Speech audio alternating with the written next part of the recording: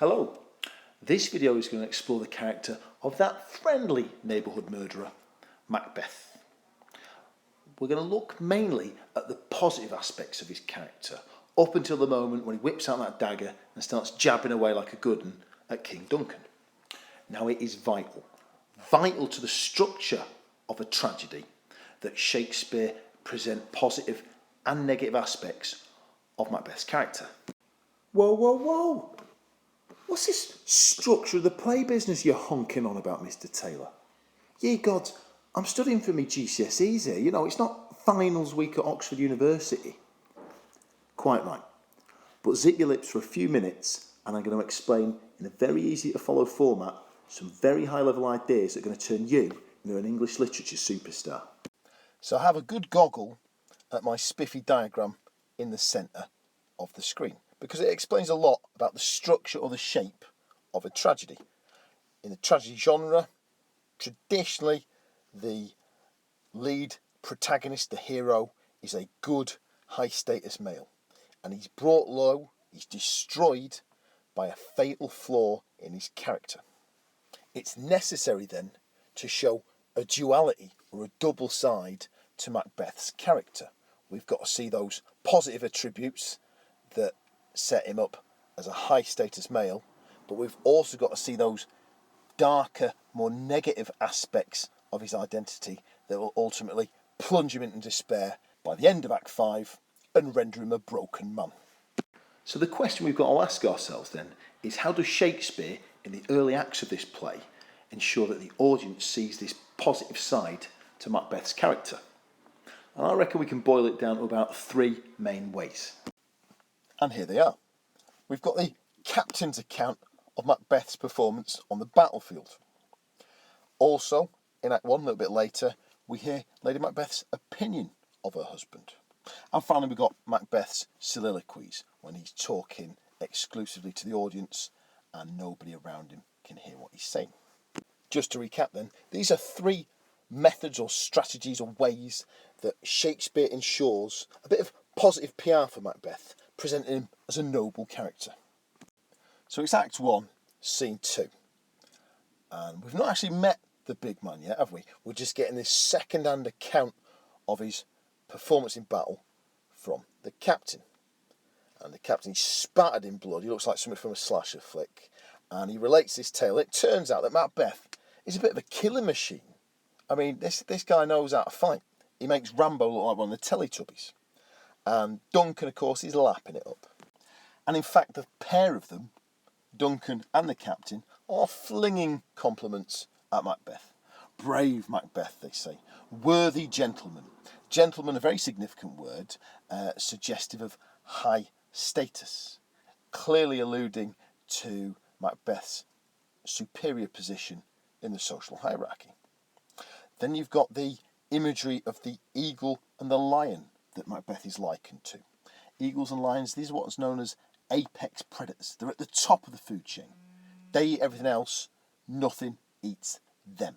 So these images are helping to telegraph the idea that Macbeth, and of course Banquo, I think he gets name checked in the scene as well, Macbeth is a fierce, powerful, but also perhaps graceful character. And it's certainly presenting him as this charismatic, noble warrior. Of course, if you want to be the examiner's golden child, you can pull out an alternative interpretation to the captain's speech. You can see these descriptions of Macbeth's violent behaviour as alluding to his brutality and his bloodlust. This is a man that clearly derives great satisfaction by chopping people up on a battlefield. And perhaps that foreshadows the regicide that he'll go on to commit. It certainly alludes to a brutality which would make it easier for him to commit horrific deeds in the future. And I love that line of the captain's where he talks about Macbeth wanting to bathe in reeking wounds. You get this idea that Macbeth luxuriates in the carnage of the battlefield. It's where he feels happy, it's where he feels comfortable. Now when Lady Macbeth begins to criticise Macbeth's character in Act 1, Scene 5, it actually reveals an awful lot about her.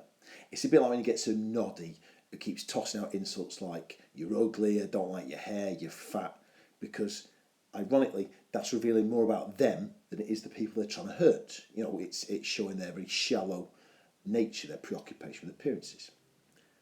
With Lady Macbeth, when she denigrates and criticises her husband, the blowback, the kind of fallout from that, is that we reveal her own shortcomings and character failings. For instance, she denigrates, she criticises her husband. She says, what thou wouldst highly, thou wouldst holily. In other words, although he's ambitious, this is a man with a firm moral code. He's not going to cheat to achieve his objectives. And her attitude is going like, how dare he be such a righteous moral man? Similarly, she attacks him for being too full of what she calls the milk of human kindness. Clearly, this is a character, Macbeth, who has a gentle, softer nature, which is not conducive to whipping out a knife and plunging it into a king's heart. Let's deconstruct that line, the milk of human kindness, in a very spiffy A-star way.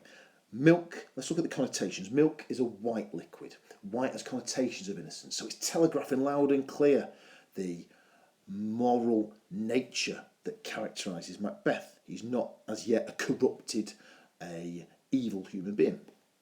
Also, another connotation of milk is a life-giving liquid. Think about a mum who breastfeeds her newborn baby. It's a life-giving, life-sustaining, life-facilitating fluid. The implication then is that Macbeth is calibrated, he's shaped to support and benefit people rather than to destroy and poison people. Milk then being a cipher or symbol for something wholesome and beneficial to humanity. That said, in the midst of this unintentional positive PR that she's throwing out about Macbeth's character, she does allude to his fatal flaw, the overweening ambition that he has. This is a man desperate, hungry to secure a higher position in the social hierarchy. We could argue that perhaps this is like an emotional fault line, a fault line in Macbeth's character, and Lady Macbeth is going to work to deepen that fault line so that she can manipulate his character. The third way that Shakespeare presents Macbeth as a positive character in the early acts is through Macbeth's soliloquies. This is when he is communicating with the audience and nobody around him can hear what he's saying. And it functions to show his true feelings. And we're seeing a man here with a genuine moral conundrum. Do I kill the king or not? He is wrestling with his conscience. And the fact that he's doing this, and the fact that we as an audience are privy to this and get to see this, makes him a more sympathetic character. Because think about it. If you're a heartless murderer, a dead-eyed psychopath, you don't dither. You don't stop to consider the ethical implications. You just pick up your kebab knife, your dagger, and you start jabbing. You just do it. So the fact that this is a man preoccupied with the horrid image that makes his heart knock suggests he does have a conscience, he is a moral man, and he's in great emotional turmoil deciding what to do. So yeah, to kill the king or to not kill the king, what is a boy to do? Right, we're a kick up the bum off done. Let's conclude. Macbeth is a tragic hero, and as such it is vital that initially he appears to be a decent, moral character of high social status, before of course he's brought low by his fatal flaw ambition. The positive side to his character is presented in three main ways, isn't it? You've got his soliloquies that give you a sense of the moral turbulence he feels, the repugnance he feels at the prospect of regicide. You've got the captain's speech, which goes some way to present Macbeth as a powerful, charismatic soldier. And finally, you've got Lady Macbeth's views of her husband, where she inadvertently presents him very positively as having virtues such as kindness, gentleness, and a firm sense of right and wrong. And that's all she wrote, folks. The positive aspects of Macbeth's character, done and dusted.